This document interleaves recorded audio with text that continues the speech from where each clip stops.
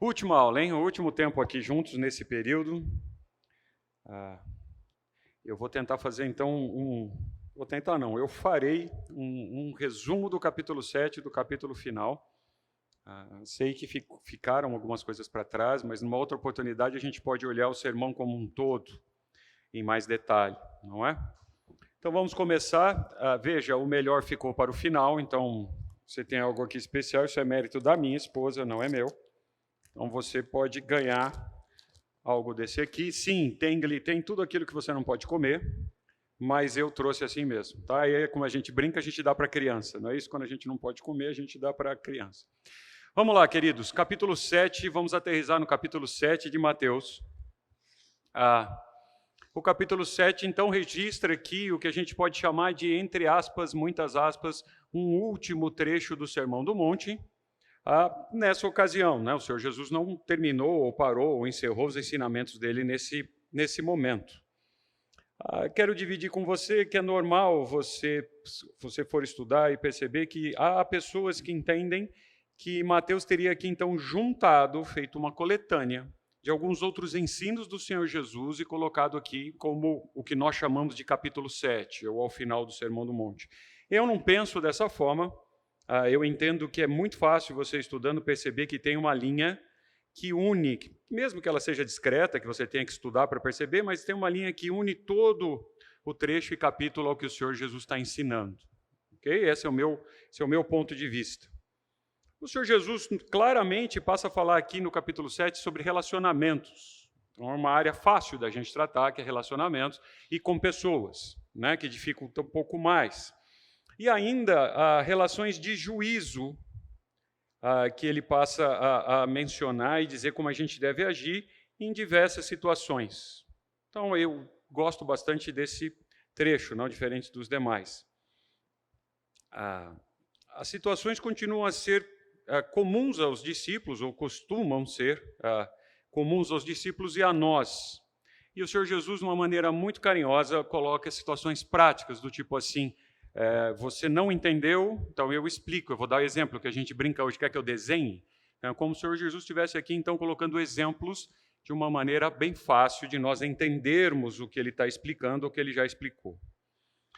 Eu preciso lembrar vocês do óbvio que é claro que nós temos relacionamentos sociais aqui, e os discípulos também tinham relacionamentos sociais. E esses relacionamentos demonstram de maneira certa e objetiva imperfeições, e essas imperfeições vão gerar conflitos. Não temos dúvida disso. Se você vai se relacionar com alguém, você vai ter conflito.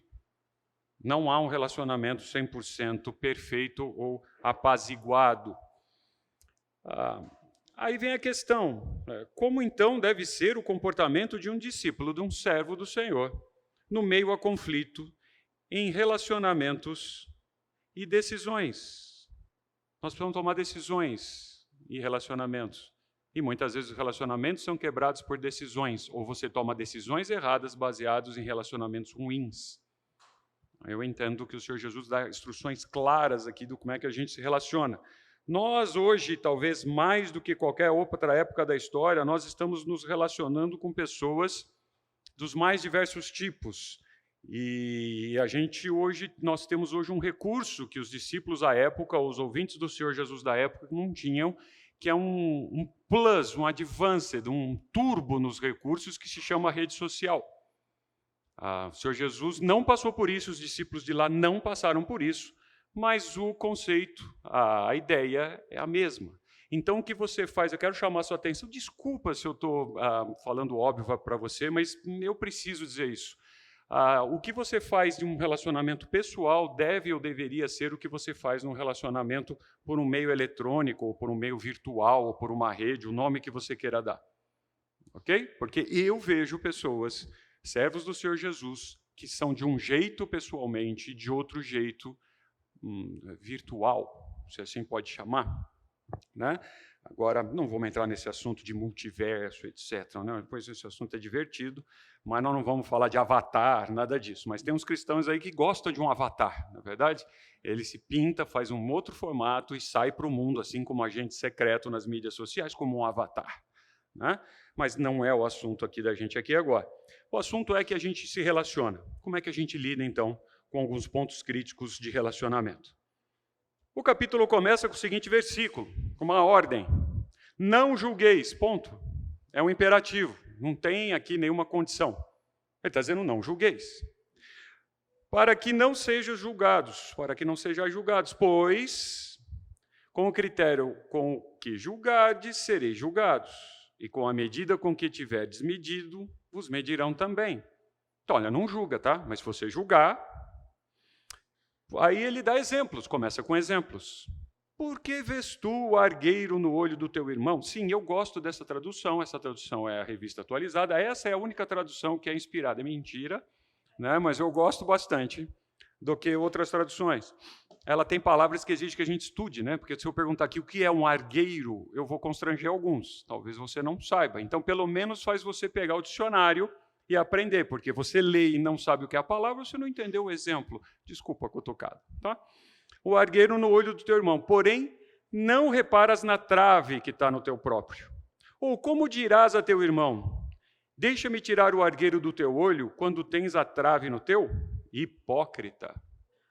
O Senhor Jesus está dando um exemplo, ele deu o princípio, está dando exemplo hipócrita. Nós já estudamos hipocrisia. Tira primeiro a trave do teu olho e então verás claramente. Olha que interessante, você tira do teu olho, aí você vai ver claramente para poder tirar o argueiro do olho do teu irmão. Eu dei esse exemplo aqui em outro lugar, foi bom um exemplo, espero que vocês gostem. Esse exemplo aqui de tirar o cisco, o argueiro, é mais ou menos quem já viajou de avião. A orientação é, se houver uma despressurização na cabine, o que você faz? Você ajuda todo mundo primeiro? Não. Você põe a máscara em você primeiro, para depois você ter condição de ajudar o outro. Então, se fosse um exemplo atual, talvez pudesse ser esse. Primeiro você se ajuda, se recompõe, aí você vai ter condições de ajudar o outro. Né? A gente quer fazer diferente, a gente quer primeiro colocar a máscara no outro, criticar que o outro está usando, e você mesmo não está em condições de fazer nada, e você está passando mal. Né? Um exemplo, mas será que o Senhor Jesus daria esse exemplo? Não sei, né? Mas se ele nunca viajou de avião, não é verdade? Agora vem as questões, começam as questões quando a gente começa a discutir o texto. O Senhor Jesus está proibindo qualquer tipo de julgamento e qualquer tribunal? Porque ele deu uma ordem lá em cima, não julgueis. Aí, se você está lendo esse texto pela primeira vez, ou alguém está lendo pela primeira vez, ele vai vir perguntar para você. Pô, quer dizer que então o Senhor Jesus é contra juiz, julgamento? É isso mesmo? Qual é a sua resposta? Vamos lá, isso aqui é gostoso. Qual é a sua resposta? Se alguém disse só não assim, não vai ganhar. Eu dei um pedacinho, se eu pudesse abrir, eu dava só uma lasquinha. Assim. O Senhor Jesus está proibindo os seus próprios discípulos ou nós a fazer juízos de valor? Não parece um contrassenso? Ele nos ensinou até agora, deu exemplos, etc., de como fazer, como se comportar, como não fazer, e de repente ele diz assim, não julga? Então, se eu não vou julgar, como é que eu tenho juízo de valor? Como é que eu posso escolher o que é bom, o que não é bom, o que devo fazer ou não devo fazer? Eu entendo que ele está falando para você tomar cuidado quando você julga. Não, ele está dizendo aqui, não julgueis. Ele não está dizendo aqui, ó, se numa situação específica tiver assim, sua esposa tal... A frase continua, não para não julgueis. A frase continua, olha, não julgueis para que não seja julgado. Isso. Aí ele continua a frase. A frase fala assim, olha, se você se julga primeiro, olha para você primeiro, depois se você olhar para você, você olha para o outro. Entendeu? Então eu entendo que não sai julgando, se você for para Tiago 3 lá, ele fala, né, você está em Tiago 3 aí? Não. Não sejam muito de vós mestres, né? E ele fala, ó, com a medida que você julgar, você vai ser julgado também. Então, não fala para não julgar, fala, olha, cuidado quando você vai fazer julgamento. Entendi. Eu entendo isso aí. Entendi. Tá bom, então vamos fazer. Ele fez tudo por isso, né? Brincadeira. Mas Tiago não tinha sido escrito naquela época, e os ouvintes estavam entendendo aquilo. Cara, como é que a gente faz isso? Oi? Esse julgamento tem que ter um discernimento. Você pode querer se julgar e falar, não, eu estou bem e na verdade não está. A pessoa tem que se julgar, mas de uma maneira correta. Né? Entendi. Então a pessoa tem que se julgar de uma maneira correta. Então a pessoa sabe se julgar, porque se ela se julga de uma maneira correta, ela é o perfeito juiz. Fácil. Então vamos entender, pois não. Tem chocolate? Não. Ainda em Mateus, tem algumas instruções sobre como a gente deve lidar com o pecado do irmão, tanto no âmbito pessoal, das pessoas, mas também no coletivo. Ele está dizendo que em Mateus tem outras instruções de como a gente deve cuidar ou lidar com o pecado do irmão. Ok, é verdade. Mas lembra, eu sempre quero calçar sandálias dos ouvintes do Senhor Jesus que estão sentados ali naquele momento. Eu fico imaginando, cara, o que eu conheceria de Bíblia, de Escritura, de ensinamento? Porque depois que a gente olha o que aconteceu, parece que fica mais fácil. Mas imagina que agora, com os ensinamentos que eu tenho, o Senhor Jesus, o perfeito pregador, estava ali pregando. Como é que ele resolvia isso? Então vamos passar rapidamente por isso. Primeiro, a palavra que ele está usando ali, o que os ouvintes ouviam, dá essa ideia toda aqui. Separar, colocar separadamente, selecionar, escolher. Então, há um critério, há uma seleção, espera-se que tenha seleção. Ainda pode ser usada quando você aprova ou prefere alguma coisa, inclui julgamento e seleção. Dá uma opinião, julgar, pensar, determinar, resolver e assim vai. Esse aqui é legal, pronunciar uma opinião relativa ao certo e errado. Então, tem que ter julgamento, né? Então, quem estava lá estava entendendo essa palavra com várias possibilidades de significados, mas nenhuma delas sai do exemplo ou sai do contexto em termos de julgamento e decisão. Então, o Senhor Jesus está dizendo, não julgueis, mas a palavra que ele está usando aqui é justamente quando você emite uma opinião de critério e julgamento. O critério é que é importante. Então, vamos lá, vamos passear comigo aqui nas minhas anotações. Uma vez mais, o Senhor Jesus inicia um assunto de grande importância com uma afirmação. Notaram? O Senhor Jesus é coerente. Mais uma vez, ele joga o problema e depois ele vem ajudar a gente a resolvê-lo. No contexto em que os ouvintes estavam, imagine as reações. Qual era o contexto? A gente já falou disso aqui algumas vezes. Eles estavam debaixo do Império Romano. Eles estavam sendo julgados muitas vezes e ainda possivelmente de maneira imprópria, de maneira errada. E eles estavam sendo julgados. E o Senhor Jesus vem dizer a eles assim, não julgueis. Olha que fácil. Nos dias de hoje, como é que eu comecei a parar um pouquinho para pensar nos dias de hoje? De uma maneira bem breve, para não gerar polêmica. Se você pode concordar comigo, que existe um descrédito nos julgamentos de hoje. Não vamos falar do que está acontecendo ontem, hoje, nos nossos jornais, na mídia, nas notícias. De maneira geral, existe um descrédito sobre julgamento. Agora, o que eu queria colocar vocês não é colocar os juízes no spot, mas colocar você. Você notou que pessoas hoje que têm julgamento, têm opinião própria, são decididas, elas têm problema de convivência? Você não pode mais fazer assim. Não, eu não visto camisa azul. Mas por quê? Porque eu não quero. Não, você vai gerar problema. Qual é o seu problema com camisa azul? Nossa, você tem que se tratar. Por que você está fazendo? Não, por causa disso. Não, você não pode. Então, você não pode exercer julgamento. Exemplo. Podem acreditar ou não, mas um dia eu fui atleta. Se você foi atleta um dia, você está limitado a algumas coisas. Quem faz exercício aqui e quem é atleta, você não tem toda a liberdade possível. Você está debaixo de algumas regras. Ora, eu era um inconveniente porque não comia determinadas coisas, mas eu tinha uma decisão tomada. Não, eu não vou fazer isso por causa daquilo. Que chato, só hoje. Já viu quem está de regime toma a decisão de diminuir o peso? Os amigos incentivam no momento seguinte. Mas só hoje. Começa amanhã, só o chocolatinho hoje. Não, são todos os dias, sempre, 24 horas. Conversa com um atleta profissional. Ele não vai sair, ele tem horário para dormir, ele tem horário para levantar, ele sabe o que comer, etc. E essas pessoas incomodam. Nossa, nós vamos viajar, fulano vai. Então ele vai levantar para correr, tal. Na época que eu corria mais, nossa, mas você vai sair com esse frio, com essa chuva, com esse vento, com esse calor? Nunca estava bom o horário para alguém me incentivar a sair para correr. Eu era decidido, eu tinha um princípio. E o seu redor, ou o seu redor, não lhe ajuda. Então, pessoas que tomam decisões e têm princípios na nossa sociedade têm problema de convivência. Também a gente precisa eliminar a ideia desse texto dizendo que o Senhor Jesus estaria apontando por uma interpretação literal.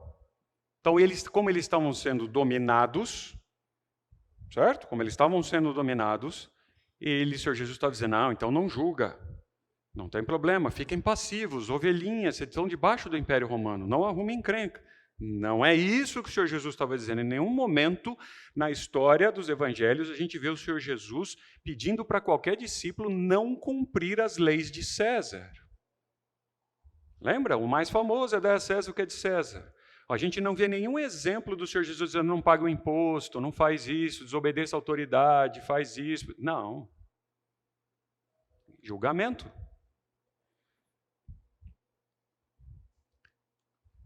Assim, não é possível seguir por esse caminho, tá? Essa é a anotação minha. Eu não sigo por esse caminho de interpretação. Visto que, se você olhar a Escritura como um todo, inclusive o que eles tinham revelados à época, existem exemplos do Senhor Deus pedindo para a gente ter ou tomar decisões, ter juízo ou tomar decisões. Então, seria um contrassenso do Senhor Jesus se ele estivesse fazendo isso. Mais para frente, no texto de João, ele dá um exemplo, João que dá um exemplo de julgamento. Não julguei segundo a aparência, assim, pela reta justiça. Então, se você começar a estudar julgamento e juiz da capa a capa das Escrituras, você vai entender o que o Senhor Jesus estava dizendo na sua perfeita mensagem. Ele não estava dizendo para você não julgar. Todo o tempo o povo no Antigo Testamento tinha que tomar decisões e escolhas. Agora, quais são os critérios desta escolha e do seu julgamento? Aí a coisa começa a pegar, como diriam os mais jovens. Nós, seres humanos, temos uma grande inclinação ao juízo condenatório, né? Você já gosta de fazer um X no cara, assim, esse não presta, fulano não serve, fulano é ruim, Beltrano é assim. Bom, desculpa, só eu faço isso. Você olha, meninas, com todo respeito, normalmente, eu não fui com a cara da fulana. Você nunca conversou, mas ela bate o olho, já faz um julgamento e já dá o juízo. Você viu? Fulano se veste dessa forma, então eu sei que muitas vezes o ser humano se veste, se comporta de acordo com o grupo que ele convive. E aí a gente passa os olhos e a gente normalmente assemelha-se. Esse é um aviso aos adolescentes e aos jovens, né? A gente já falou sobre isso, com o que você se parece. É verdade, mas não é disso que eu estou falando. Eu estou dizendo que você já condena a pessoa. Exemplo, alguém chega tarde, estou dando exemplos banais, na escola bíblica aqui, todo domingo chega atrasado. Você vê, fulano? Talvez ele tenha um problema muito sério, que ele não consiga chegar aqui aqueles 5 minutos antes. É o contrário, ele está se esforçando ao máximo e consegue chegar só 5 minutos atrasado. Mas eu aqui na frente já condeno o cara. Todo dia, todo domingo, o cara vai... Você vê, não, é um cara indisciplinado. O que custa levantar 5 minutos mais cedo? São exemplos banais. Nós estamos exercendo o juízo. Nós fazemos isso constantemente. A crítica justa e autêntica é algo precioso. Nós não temos tempo de discutir o que é crítica. Mas crítica é algo precioso. Agora, eu queria chamar a atenção para vocês do que eu estou dando nome aqui, se os professores de português de plantão depois podem me repreender, é uma liberdade, não é poética, porque eu não sou poética, mas aqui de estudo, eu estou criando um termo, se ele não existe, que é hipercrítica. O problema está na hipercrítica. Por quê? Este hipercrítico é salvo pelo Senhor Jesus. Nós estamos falando do irmãozinho. Irmão. Pessoas que se alegram e se satisfazem em si mesmo. Já tem um problema, ele é salvo no Senhor Jesus, mas ele se alegra e se satisfazem em si mesmo. São características dessas pessoas. Por meio dos seus padrões, vontades, e sempre aponta o pior. Conhece? Não levante a mão. Eu tenho certeza que já vê alguém na sua mente. Alguém que é salvo, é seu irmão em Cristo, é súdito do mesmo rei, mas ele tem essa característica, ele se alegra nele, ele se satisfaz nele e aponta o dedinho fácil na falha do irmão. Eu gosto de chamar essas pessoas de hipercríticos. Eles são hipercríticos.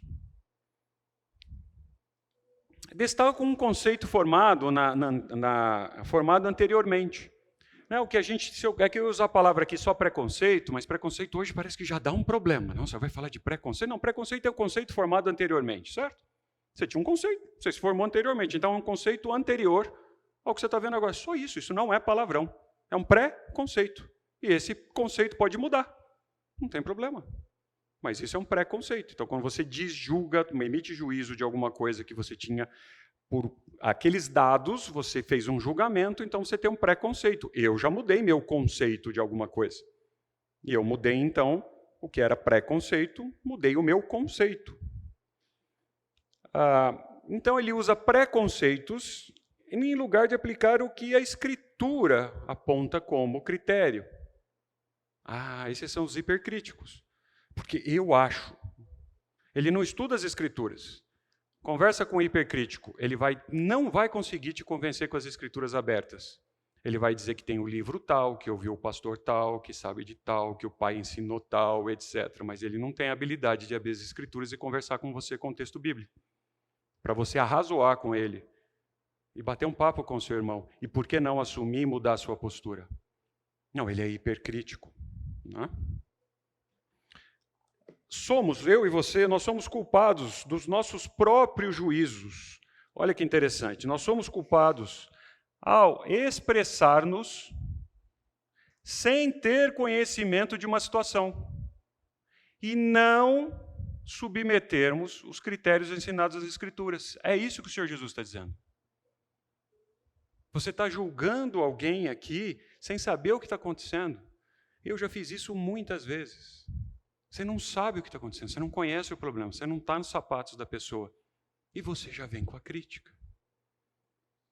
Você já vem com a crítica. Por que você faz isso? É isso que o Senhor Jesus está preocupado com os discípulos. Você é servo de um reino diferente. Não se espera, esse é o padrão do mundo. Não é o seu padrão. Quais são os critérios das Escrituras para isso? Puxa, a hora que você põe a lente dos óculos das Escrituras ou um filtro, cara, a sua chance de ser assertivo é muito maior se você estudar as Escrituras, tá? Não vai pegar lá um versículo de caixinha de promessa, você vai se dar mal.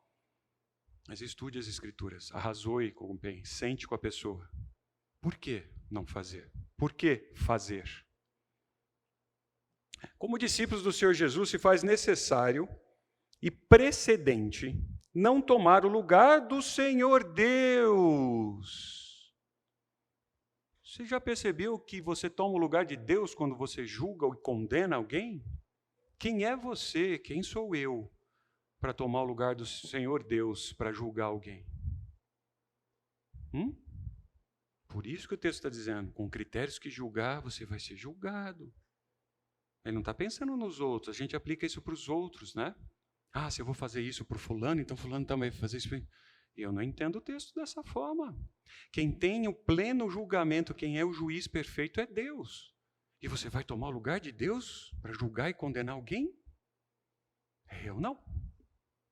Quem sou eu para usurpar o lugar de Deus? É um exemplo, depois abre o texto lá de Lucas 51, 9, 51, você vai ver que os discípulos assim, Senhor, vou mandar descer fogo aqui então, destruir com eles. O que o Senhor Jesus faz? Repreendeu.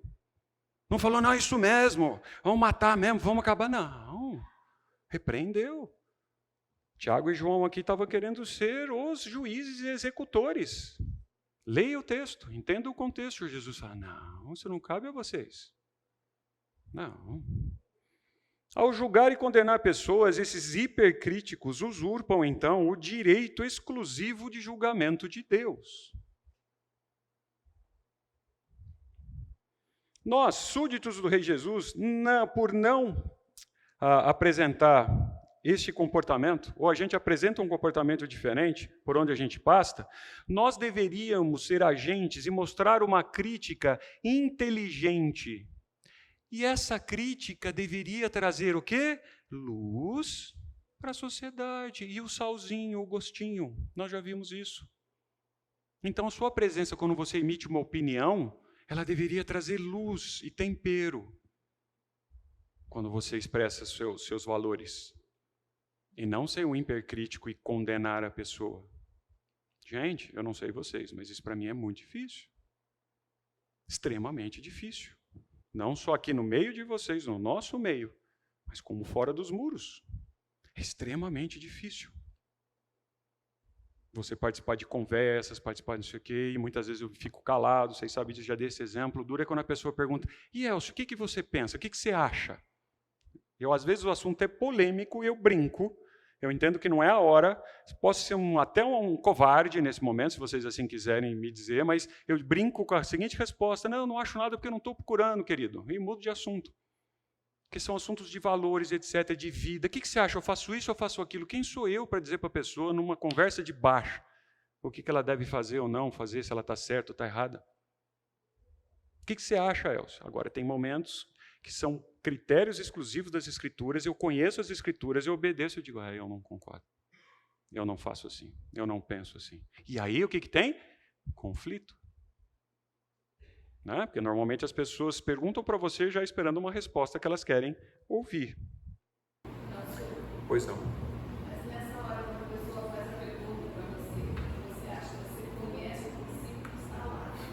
Você não acha, professor, que a Bíblia diz isso? Por isso que eu acho que quando a gente julga na balança, tem que estar do outro lado, não é essa opinião. Mas nós conhecemos os princípios bíblicos. Não que nós estejamos julgando a pessoa, querendo ser superior à pessoa. Mas a Bíblia, em alguns casos, é muito clara em nosso período. A gente fica assim. Mas em alguns casos, é que nem um juiz no tribunal. Ele não tem dúvida que a lei fala isso. Então, de acordo com isso, vai ser isso. Não sei, Alex, você vai responder a pergunta dela? Não, expandir não. Eu considero que esse tem tamanho e importância que a gente tem que se valer de outros textos, mesmo que sejam posteriores aos cursos de Jesus, porque tem muita coisa em jogo aqui. E Paulo, nos capítulos 4 e 6, na primeira carta aos Coríntios, ele fala intensamente sobre o tema do julgamento. E a gente pode reconhecer aqui que ele tem pelo menos duas dimensões importantes.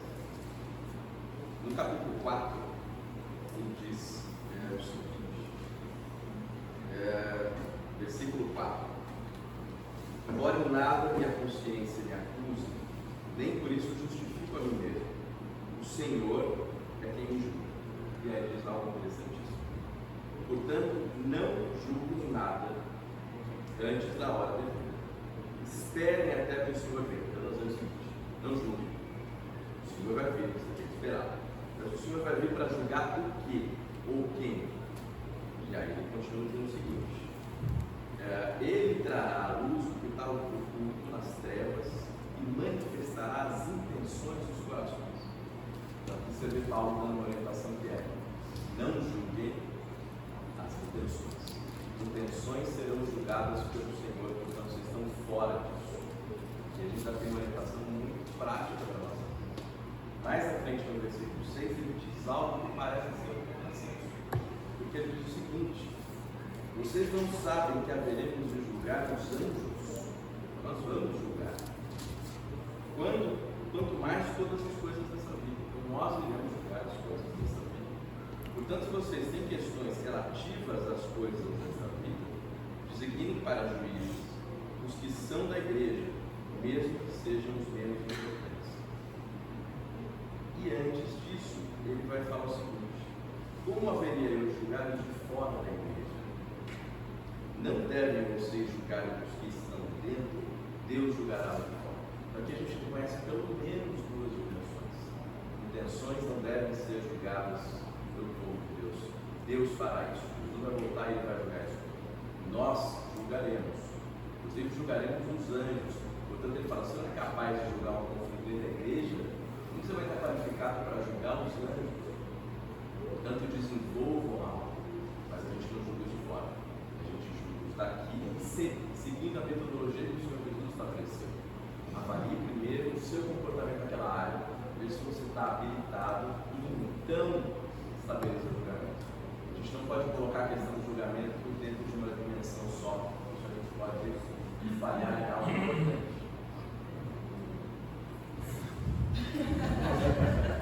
Não,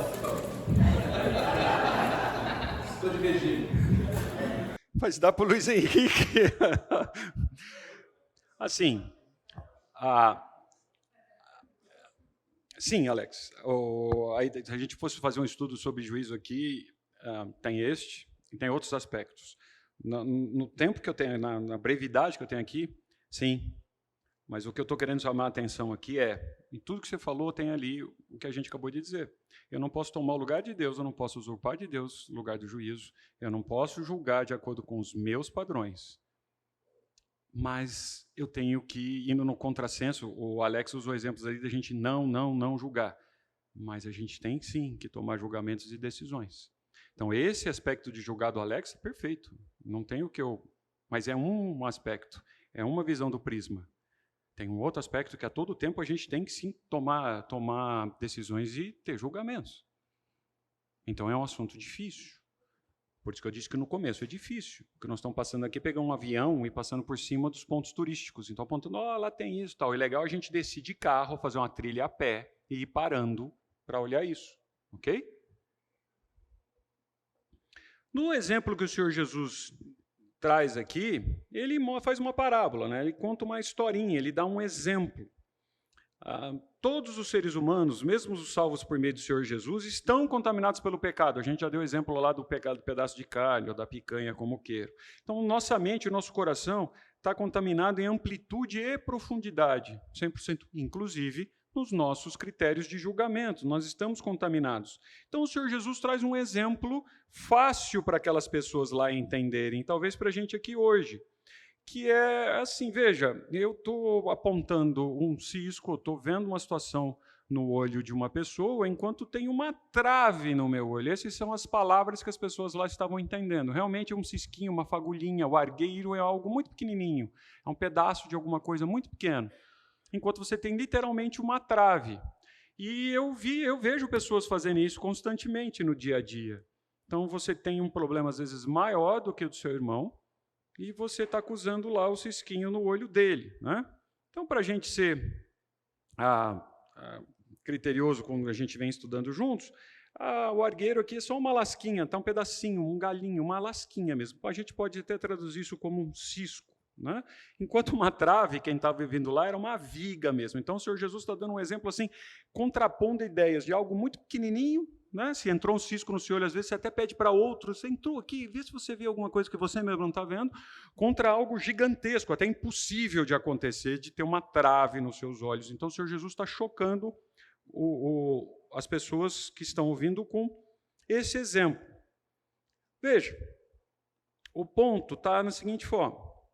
Ao agirmos dessa forma, queremos demonstrar que somos melhores. O Alex disse isso aqui. Nós somos melhores que alguém. E nós não somos. Nós somos pecadores iguais. Em termos de condição perante Cristo, nós estamos iguais. Mas a gente se julga melhor, usando uma máscara de hipocrisia, aparentando bondade. Nossa, mas eu estou falando para te ajudar, para o seu bem. Já usou essa expressão? Já viu? Mas eu estou dizendo isso para o seu bem. Então, aí vem a ideia, quer dizer, a gente deve aplicar um critério, ao menos, igual para julgar as ações dos outros que nós fazemos com nós mesmos. Aí muda, né? Porque quando é com a gente tem mais isso, mais eu, você não entende. Você já viu pessoas que são confrontadas, etc., no momento que ela fala, você não entende. Ela não tem mais explicação para lhe dar. Ela não quer se convencer do erro. Ela diz assim, você não me entende, não adianta conversar com você não me entende. Né? E ela começa a repetir. Só uma brincadeira, quando as pessoas começam a fazer isso comigo, eu falo assim, querido, não adianta repetir. Não é pelo muito falar que eu vou entender. Eu já entendi, eu não concordo mesmo. Então não adianta, deixa eu te explicar de novo. Não, eu já entendi. Eu não concordo, é diferente. Mas as pessoas reagem dessa forma. Porque quando é para elas, é um critério. Quando é para os outros, é fácil. Lembra da máscara do avião? Ela não quer pôr a máscara nela, mas acha que todo mundo tem que andar de máscara. Porque ela sabe o que é melhor para o outro. E ela mesma faz errado com ela. O Senhor Jesus não tira a responsabilidade de agirmos em favor do próximo. Lembra? Então eu não vou mais julgar, não vou fazer nada. Que se lasque. Eu vou me meter? Não, deixa lá. Em nenhum momento ele está dizendo para a gente não exortar, para a gente não admoestar, para a gente não interferir. Mas qual é o objetivo sincero com as Escrituras na mão? Você trazer luz a uma situação, com dificuldade que o irmão esteja passando. Ou, por que não, alguém que esteja para fora dos muros. É para você trazer luz com amor. Essa é a ideia. Então você vê a pessoa tendo um comportamento errado. Faz parte da sua função de discípulo de Cristo exortar essa pessoa. Mas não é na mídia social, não é no grupo de WhatsApp. Não é dessa forma. Eu contei para o Alex, ele estava comigo esses dias, o que aconteceu comigo na companhia esses dias. Então, a pessoa vai ao vento e grita verdades ou afirmações assim absurdas. Não é o comportamento que tem que ser feito. Não é dessa forma que se trata o problema. Então, se você tem um comportamento assim de avatar na mídia social, julga todo mundo, depois, querido, o Senhor Jesus faria isso? Se o Senhor Jesus estivesse aqui, ele teria uma conta na mídia social? Só para você pensar, não estou dizendo sim ou não, não estou dizendo se está certo ou errado. Se ele tivesse, o que ele faria? Eu tenho uma notícia. Ele não tem, mas ele está vendo a sua. Tá? E você é discípulo dele, e ele está vendo a sua. O que você posta, não posta, o que você granta, comenta, etc. O que você fala nas costas, o que você fofoca. Porque mídia social hoje é um jeito legal de fofoca, não é verdade? Para as donas fifis, né, dando exemplo daquelas pessoas que gostam de fofoca na coisa, você não precisa mais nem ficar à janela. Várias janelas vêm a você, sem você às vezes até precisar. Você nem precisa ir na janela e ficar procurando o que olhar. Está ali na sua mão para você fazer. Cuidado. Então, brincando aqui com os médicos, ao invés da gente ter a tentação de ser juiz, a gente tem que ter o princípio ou buscar ser um médico. Você viu a diferença entre um médico e um juiz? O comportamento deles perante um problema? Os médicos mais legais que eu conheço não são aqueles que me julgam. Eu chego lá gripado. Também tomou chuva. Também fez assim, jeito mãe. Também fez isso agora. Você espera isso do médico? Não, ele te ouve com paciência, faz perguntas, entende o diagnóstico, faz a tal da anamnese dentro do tempo que ele tem. Aí ele entender.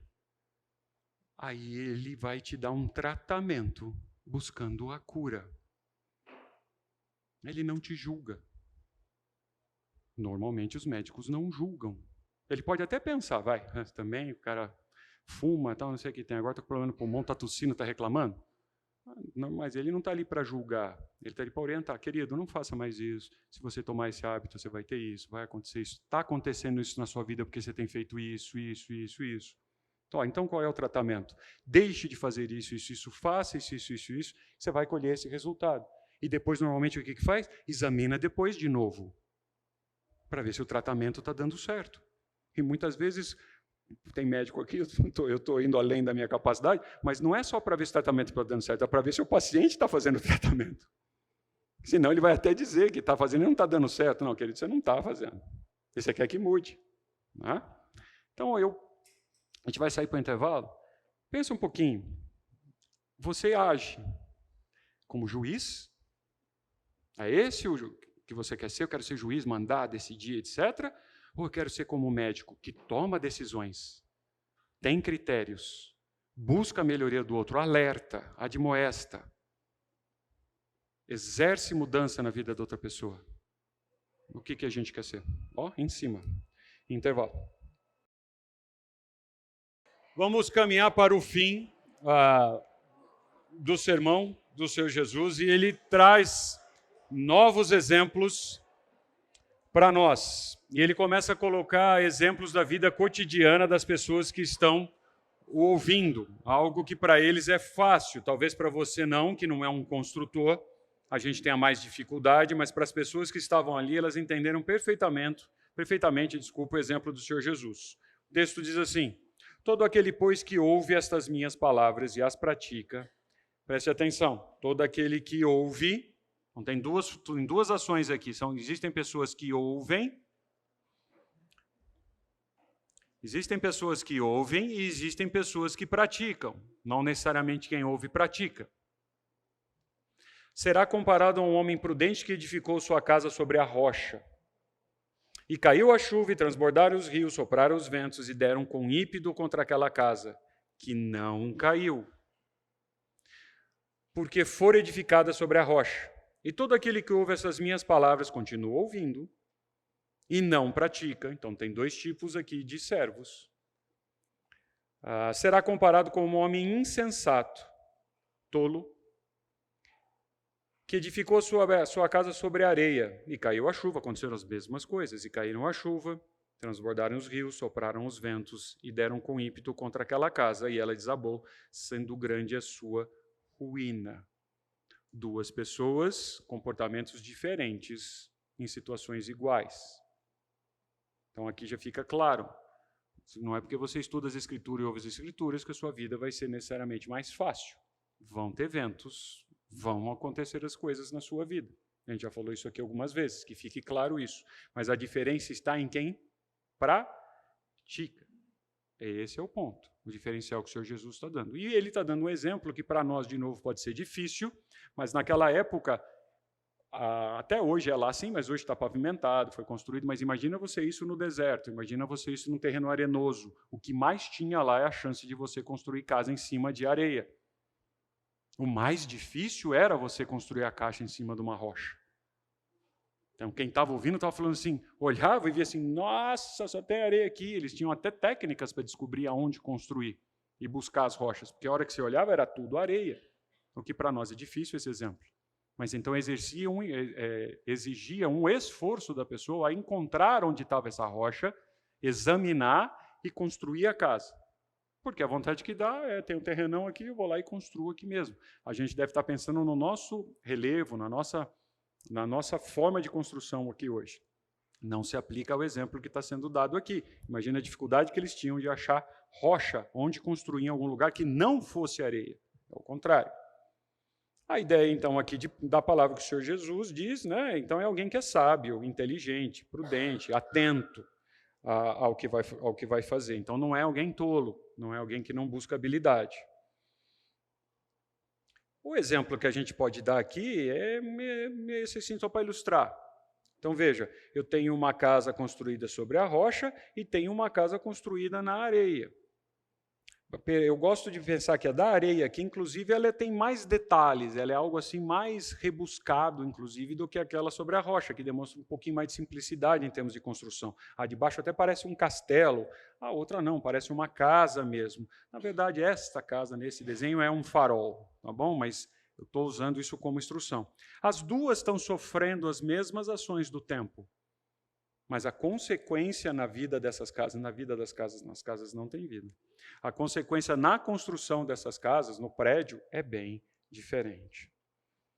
Então o Senhor Jesus agora chama a atenção dos discípulos para aqueles que ouvem e não praticam. Então ele está falando comigo e com você. O quanto eu e você ouvimos e não praticamos. Com contraste com os que colocam em prática. Aí você vai dizer, nossa, você viu como fulano age, aconteceu isso na vida dele, você viu como ele está calmo, como ele está passivo, como ele reagiu? A tempestade acontece dos dois lados. Aí você vê aonde a sua fé está firmada, na hora que vem a tempestade. Se não vier a tempestade, você não consegue saber aonde a fé, aonde essa pessoa está firmada. Em conceitos próprios, em ideologias, etc., sobre a rocha. Eu vou dar o exemplo, vou comer uns 2 minutinhos, mas um professor meu, muito de teologia, morreu, etc. Tal, eu acho que talvez já tenha contado isso. Quando ele foi diagnosticado com câncer, eu gostava dele, eu amava ele, né, como professor. A gente perdeu muito na minha humilde e míope visão. Perguntei para ele, fulano, mas por que você está com câncer? Mas como assim? A resposta dele, chorando, triste, preocupado, fazendo exame, foi: por que não eu? Entendeu a diferença? Talvez eu e você falar, por que eu? Por que eu perdi? Por que eu estou doente? Porque ele falou assim, por que não eu? Aí eu já, por isso que ele é meu professor, fiquei quieto, vim embora, não falei mais nada. Né? Mas por que não eu? Assim, aparentemente, para um observador distante, ambas as casas estão bem construídas e de maneira adequada. Então, você olha a vida da pessoa, está tudo certo lá, né? A mídia social lá mostra que está tudo certo. A pessoa só tira a foto assim, naquele momento, né? Legal. Está tudo certo. Até a vida dele é melhor do que a sua. A brutal diferença, onde vai acontecer a diferença, é aí que você vê a hora que os ventos vierem, a hora que as chuvas vierem, tempestade, e elas vêm e virão. Eu não tenho dúvida, elas virão. Aí você vai ver aonde essa pessoa está firmada. A analogia que Jesus está fazendo é qual é o alicerce da sua vida? Aonde você está apoiado a sua vida? Na rocha ou na areia? Em que você acredita, se eu puder simplificar o português? Perceba aqui, né, uma observação que fiz é que o Senhor Jesus não compara a vida de um discípulo com a de um ímpio aqui. Ele não está comparando com o pessoal para fora do muro, ele está comparando dentro dos muros. É aqueles que ouvem. E o sentido da palavra ouvir aqui é que aquele que está ouvindo, mas não é só ouvir, escutar. Escutei um barulho. Não, aquele que ouve. Não é só escutei, ouvi falar. Não, é que ele ouve. Então aqui, e eu estou incluso, tem pessoas que ouvem e não praticam. E aí vem as consequências. Externamente, tem valores e comportamentos bons. Você olha aqui para a vida minha, de alguém, nossa, você vê, olha, nossa. Não, você vai ver a hora quem é a pessoa mesmo na hora que vier o problema. Então, deixar o princípio para vocês. Existem, é fato, discípulos prudentes, eles são, por natureza não, por um esforço consciente aqui, obedientes, e existem os imprudentes, eles são desobedientes. Então, externamente, ele pode ter um comportamento adequado. Internamente, o Senhor Deus conhece o seu coração e você é desobediente. Você é um hipócrita. Aí, quando acontece alguma coisa, Deus, Deus. Veja o que à frente João diz. Se dissermos que mantemos comunhão com Ele, a gente fala. E andarmos nas trevas, então é possível. É possível dizer que tem comunhão e andar nas trevas. Mentimos e não praticamos o que é verdade. Então é possível que você diga que tem comunhão com o seu rei, mas você ande nas trevas. Então o ponto agora é qual é a consequência na vida nossa, das pessoas. Qual é o testemunho nos momentos de problemas e tribulações? É nessa hora que eu, pela minha vida, o tempo que eu tenho de vida, eu começo a conhecer quem são as pessoas. É a hora que tem um problema. É a hora que a coisa acontece, é que você vê quem são, onde elas estão firmadas. Né? Sofrimento e dificuldades têm diferenças marcantes nas vidas dos discípulos. Todos nós temos situações diferentes. Nossa vida não é cópia, não é igual. E são marcantes. Mas o verdadeiro discípulo e o servo entende que elas vão ser utilizadas pelo Senhor para revelar o quão fortes são os fundamentos dele nas Escrituras. Você já parou para pensar que outras coisas que você passa e você tira de letra, alguém pode achar que para você é muito difícil? E você só faz isso porque está nas Escrituras? E para alguém é muito difícil? Comigo já aconteceu. Muito difícil. Eu não consigo fazer tal coisa. Eu também não. Eu só faço porque as Escrituras dizem. É um esforço consciente. É assim que a gente tem que ser. É assim que a gente tem que fazer. Baseado nas Escrituras. De maneira oposta, você já viu os estragos que isso fazem na vida da pessoa quando ela não está firmada? Que a notícia da doença vem para todo mundo. A notícia ruim, a perda de um parente, vem para todo mundo. Quem me conhece, anda comigo, sabe que eu sempre brinco com a história da fila. Então, eu tenho lá meu ticket. Então, eu vou ter problema com as doenças dos meus pais e das minhas mães, eu vou ter problema de doença, eu vou ter problema de diminuição de ganho financeiro. É uma questão de tempo. Eu estou na fila, vai acontecer. Fora os inéditos, alguém que fura a fila, alguns outros acontecimentos que atingem você, que você não está, se eu posso usar a palavra planejando ou esperando. Eles acontecem. É nessa hora que você vê a reação. Vai chegar, vai fazer. Como é que esse interpreta, como é que aquele interpreta? Os dois são servos, só que um está firmado na rocha. O outro não. Balança. Por isso que eu pus essa ideia aqui. Isso, para quem conhece construção, isso aqui é um pilar com um alicerce. Então, esse pedaço aqui é o que aparece. Mais bonito, etc. O que a gente vê da construção. A parte, entre muitas aspas, feia, machucada, com cicatriz, com choro, com dificuldade, que te dá força, etc., a gente não mostra, né? Mas é deste pedaço que o Senhor Jesus está dizendo, onde está alicerçado a sua fé e o seu comportamento. É isso que a gente não mostra, que o Senhor Jesus está preocupado. Ele não está preocupado com essa parte aqui de cima, não. O discípulo que está firmado na rocha tem melhores e menores consequências por passar por dificuldades. Sabia disso? Vai ter, mas às vezes pode ter melhor ou menor consequência. Vai ter, mas a consequência é outra. Eu estou preparado. É como um atleta. Ele tem um corpo mais forte. Se vier um choque físico, a chance dele ter maior preparo é maior, porque ele está preparado. Vai cortar, vai cortar. Vai bater, vai doer, vai. Mas a chance de recuperar, a chance de sentir, a chance de aguentar é maior, porque eu estou firmado na rocha. Agora, você está solto, corpo mole, não faz nada, seu corpo não tem preparo nenhum. Aí você vai fazer ajudar um amigo na mudança. Nossa, eu fui lá ontem, gente, eu não estou conseguindo nem andar. Você não está preparado. Você não se prepara.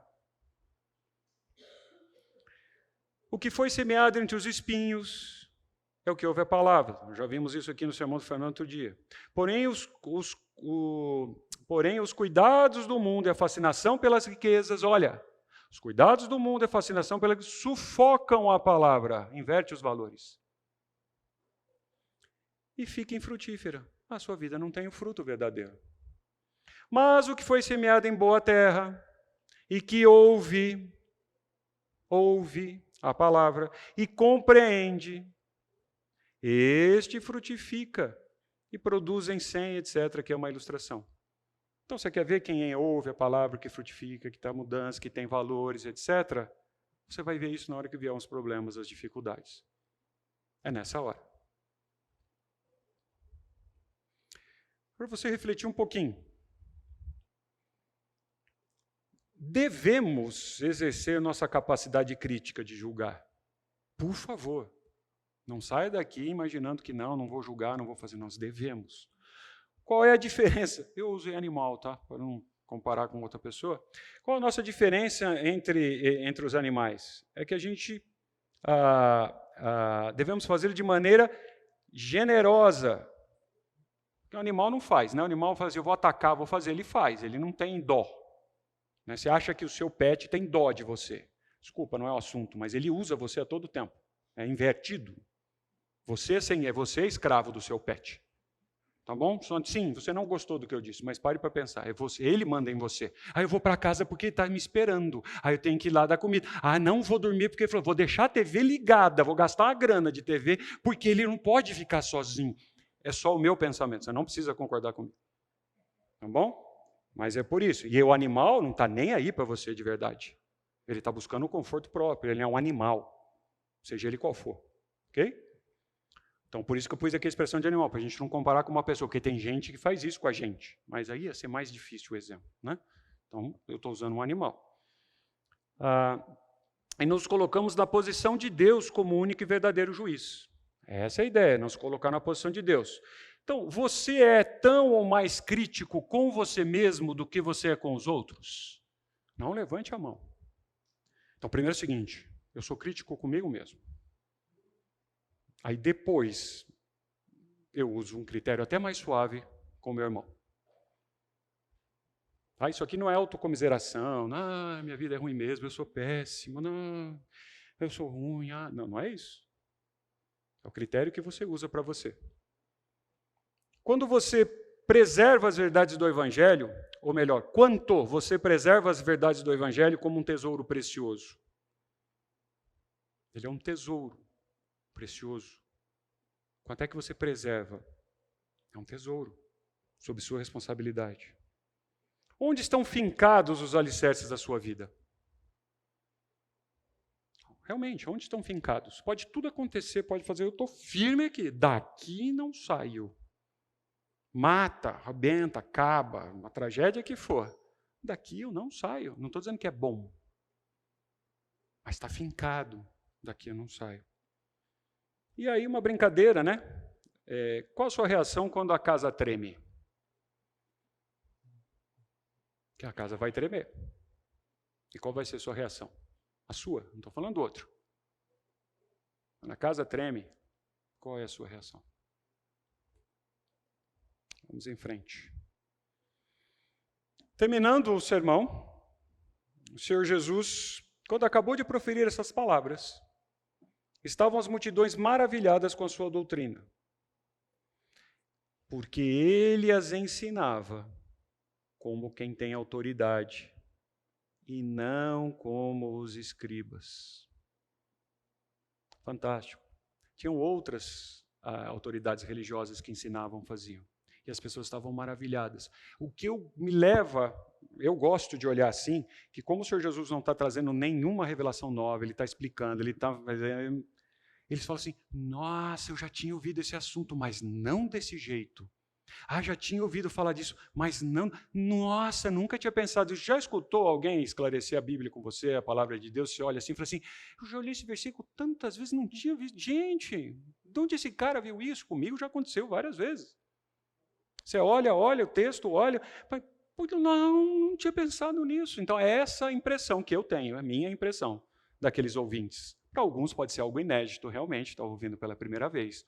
Mas eu gosto de pensar assim, já ouviram. Ah, vamos ouvir lá de novo. Nossa, mas é desse jeito. Nossa. Agora eu entendi.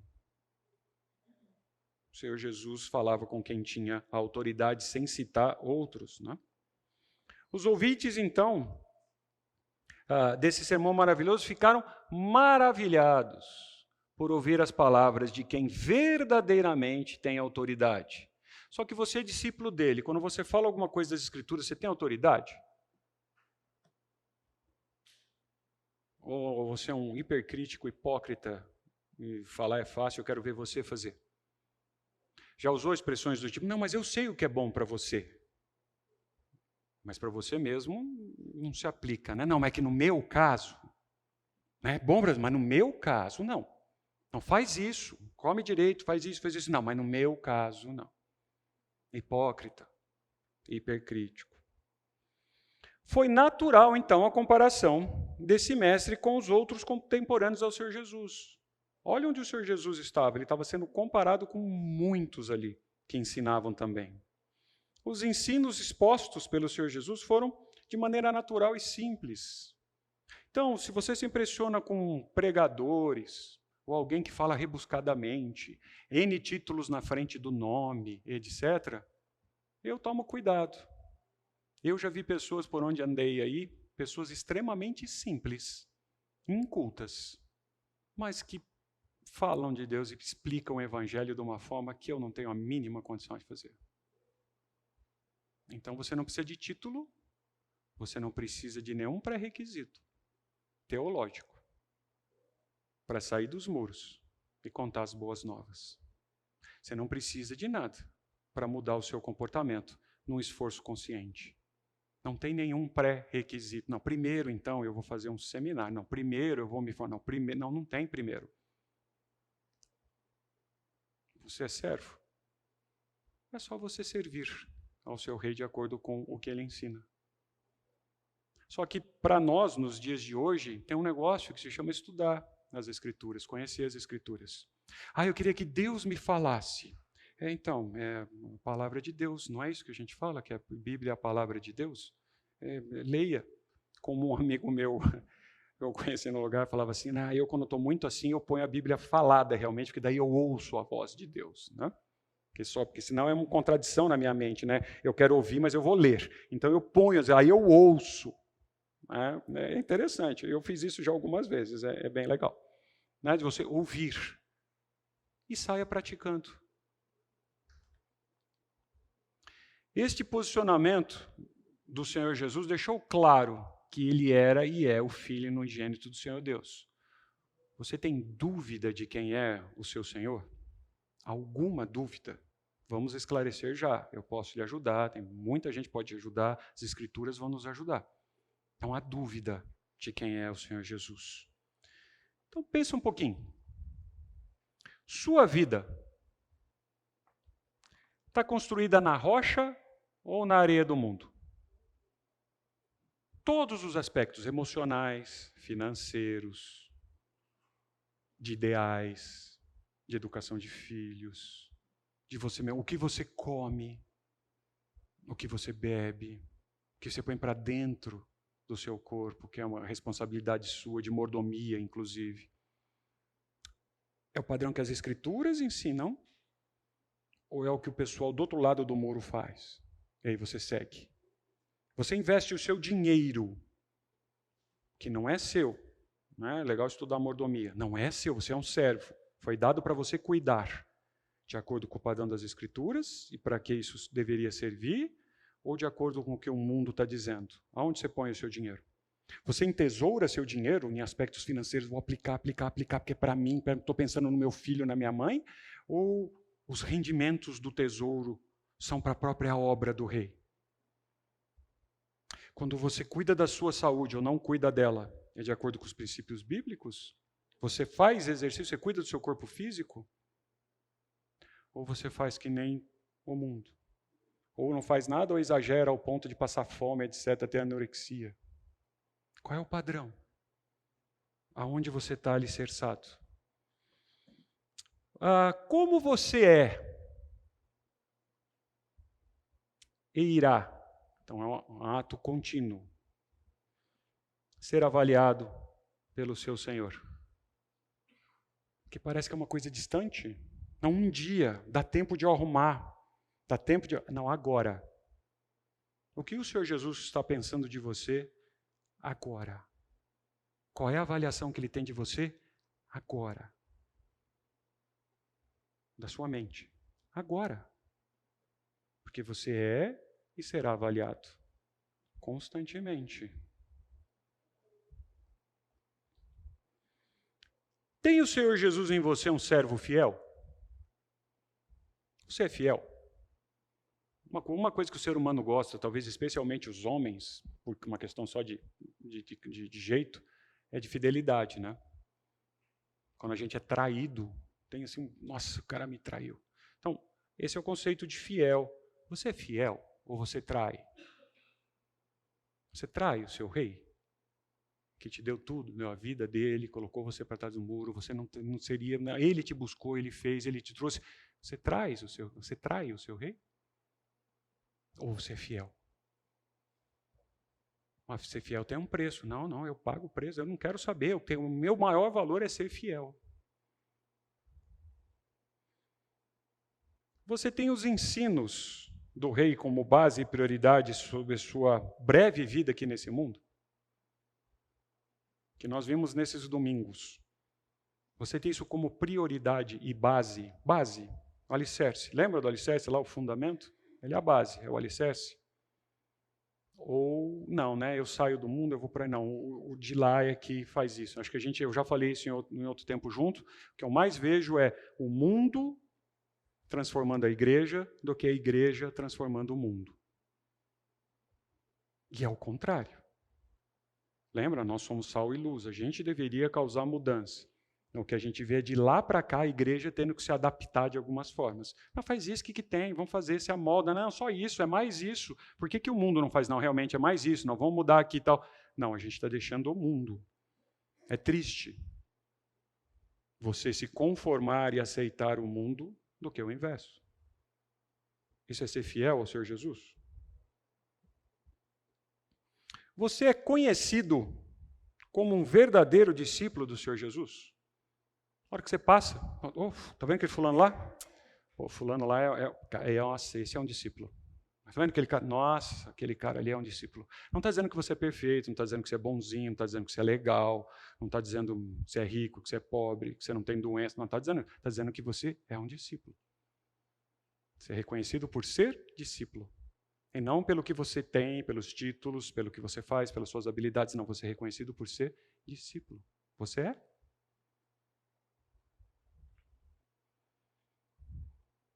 Para a gente terminar. Todo aquele que, pois, que ouve estas minhas palavras e as pratica, queridos, eu estou terminando esse tempo insistindo aqui. Você precisa ouvir, mas você precisa praticar. Não adianta ouvir. e não praticar. Se diz para o seu filho, né, pai e filho, faz isso. Ele ouve, ele não pratica. Você está satisfeito? O seu chefe, fulano, faça isso, melhor isso, tal. Ele ouve e não pratica. Está satisfeito? O médico, tome o remédio, faça tratamento, diminua, mude sua postura. Você ouve e não pratica. Traz satisfação? Uma das definições de sanidade, desculpe, não fiquem bravos. Se você faz sempre a mesma coisa e espera resultado diferente, não vai dar. Se você faz a mesma coisa, resultado igual. Eu quero que a minha vida melhore, eu quero sentir paz, eu quero fazer isso, quero que o seu Jesus, Você tem que fazer diferente. Baseado no que o seu rei está dizendo para você. Não dá. Não vai funcionar. Eu ouço aqui e faço de outro jeito lá. Não vai funcionar. Deus é fiel e justo. Ele é misericordioso e amoroso, mas ele é fiel e justo. Então vamos lá. Como discípulos e súditos, servos do Rei Jesus, nossas vidas devem ser diferentes das vidas das pessoas ao nosso redor, principalmente das que não entregaram a sua vida a Cristo. Eles não são servos desse Rei. Você consegue entender e praticar as bem-aventuranças num esforço consciente que já é esperado de você. Você não tem opção, lembra? Nós falamos isso lá no começo. A gente não tem opção de não ser daquela forma. Ele está apontando características suas ou dos servos dele. Quem é meu servo é bem-aventurado porque ele é. Então, as nossas vidas são diferentes das pessoas ao nosso redor? Existe um esforço, né? Os servos e discípulos do Rei Jesus. Existe um esforço consciente para seguirem seu caminho, na sua verdade?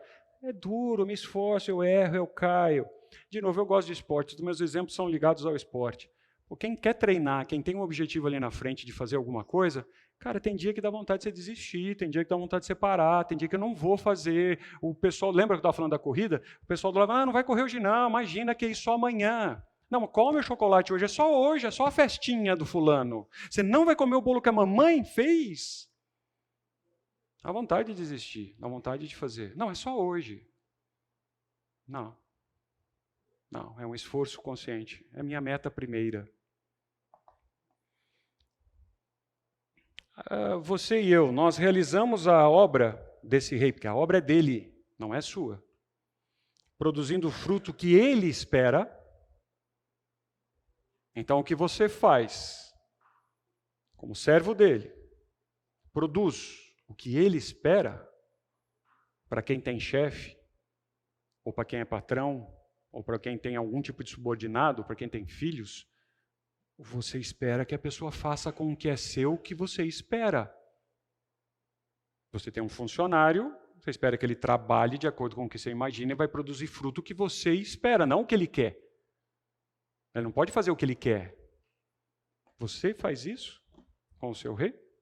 Você acorda de manhã, não, me ajuda. Eu não vou fazer o que eu quero, eu vou fazer o que tem que ser feito.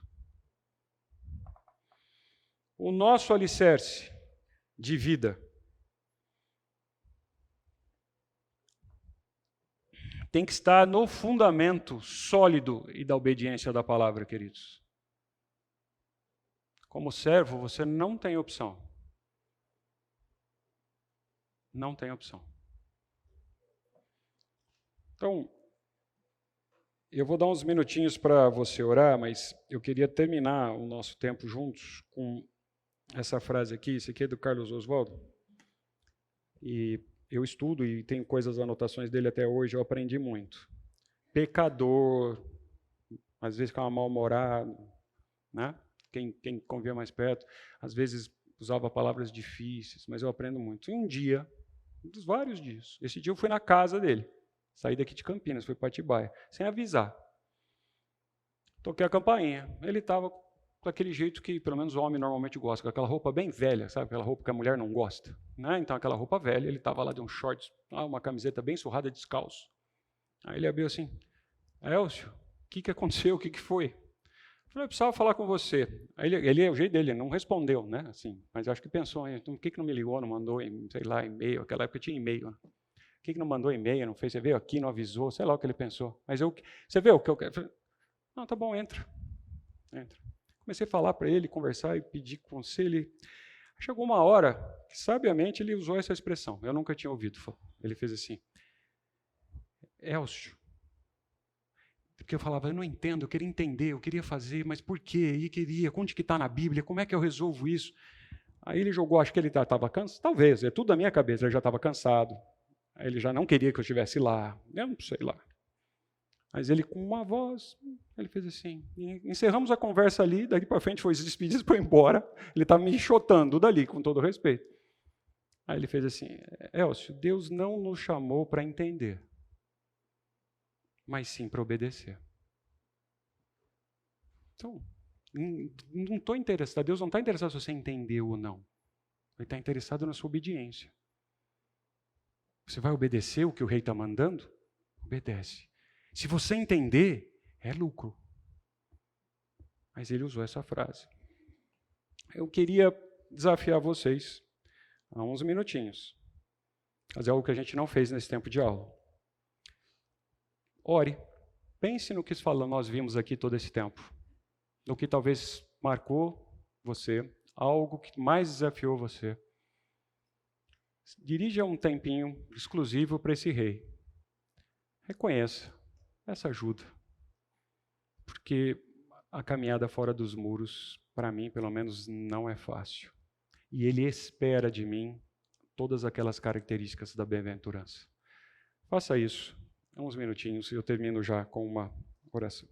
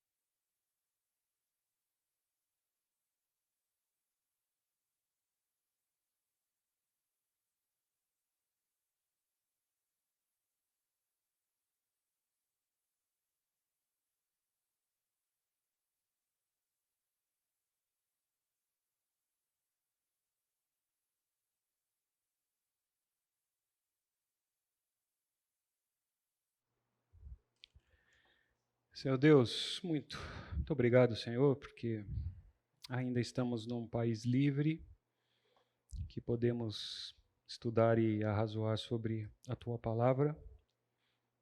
Obrigado porque o Senhor foi misericordioso em nos dar formas, dar argumentos, darem exemplos, Senhor. Foi tão didático para que a gente possa entender o que seria ou o que é o básico primeiro para a nossa vida. Obrigado, Pai, porque realmente um dia, eu não sei porquê, O Senhor foi me resgatar do outro lado. O Senhor resgatou a tantos que estão aqui, Senhor. E eu não sei dizer o motivo. Eu não sei por que dizer porque eu. Me ajuda, por favor, e ajuda esses irmãos aqui. Por favor, incomoda, Senhor, nossa mente. Provoca, Senhor, a nossa mente, que nós tenhamos realmente incômodo quando não cumprimos a Tua palavra, quando invertemos valores, quando não somos reconhecidos como Seus servos, Seus súditos do Teu reino, ou ainda quando envergonhamos, Senhor, o Teu nome. Ah, Senhor, por favor, dentro da nossa limitação, que o Senhor conhece, dá-nos fome da Tua palavra para que a gente estude, Senhor, a gente decore, a gente esmiúce, a gente inculque na nossa mente para que a hora que as situações de fora do muro vierem, nós tenhamos, Senhor, as ferramentas para sair dos problemas e das situações que vêm pela frente. Por favor, que a igreja, o Teu corpo, seja realmente um agente de mudança no mundo. Que nós possamos, Senhor, ao menos preservar, dar gosto, trazer a Tua luz, iluminar, esclarecer, Senhor, a todos, com a principal mensagem que é o Teu Evangelho. Por favor, Senhor, usa a nossa vida, para que um dia a gente possa, quando estiver face a face, frente a frente com o Senhor, a gente possa agradecer e devolver ao Senhor esse privilégio que nós tivemos aqui de participar da Tua obra, que não precisa de nós, Senhor. Não precisa. Obrigado, Pai. Muito obrigado por esse tempo. Obrigado por esses irmãos. E que, se eles saíram daqui, se a gente sair daqui com os nossos fundamentos remexidos, contorcidos, incomodados, que o Teu Espírito Santo traga conhecimento, luz, de acordo com a Tua e exclusiva palavra. E orienta, Pai. Orienta nos problemas, nas dificuldades, nos momentos felizes, que a gente lembre que nós somos servos do Senhor, para o Senhor. Obrigado, Senhor, porque o Senhor veio até nós. Em nome do Senhor Jesus. Amém.